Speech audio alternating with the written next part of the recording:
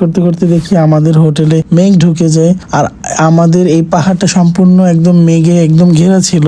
তারপর আমরা হাঁটতে বের হই এবং নীলাচলের একদম শেষের যে রাস্তাটা ছিল ওইখানে আমরা সবাই মিলে হাঁটতে হাঁটতে আসি। প্রায় বিকাল হয়ে গেছিল, এখান দিয়ে হয়তো আগে গাড়ি চলাচল করতো। তো দেখতে দেখতে পরের দিন সকালে হঠাৎ করে আমার ঘুম ভাঙে এবং ঘুম ভেঙে এই দৃশ্যটা আমি দেখি। মাশাআল্লাহ, আমার কাছে এত পরিমাণ ভালো লাগতেছিল যে মেঘের জন্য কিচ্ছু দেখা যাইতেছিল না, আমার কাছে প্রচন্ড পরিমাণ ভালো লাগতেছিল। তারপর মেঘ আমাদের রুমে চলে আসে, সেটা তো দেখাইতে পারি নাই। তো আমাদের যেহেতু হোটেল থেকে বের হতে হবে বা অন্য কোথাও যাব ঘুরতে, তো সেই জন্য আমরা সকাল সকাল বের হয়ে যাই এবং আমি ওয়েদারটা দেখাইতেছিলাম মাশাআল্লাহ। এবং আমার এই নীলাচলে সবচেয়ে সুন্দর যে জায়গাটা লাগছে সেটা এই রাস্তার পাশে কি সুন্দর জবা ফুল দেওয়া ছিল। আর সকাল সকাল ঘুম থেকে উঠে চলে আসছি ভিডিও করার জন্য, কারণ এত সুন্দর ওয়েদার আমি পরে হয়তো পাবো না।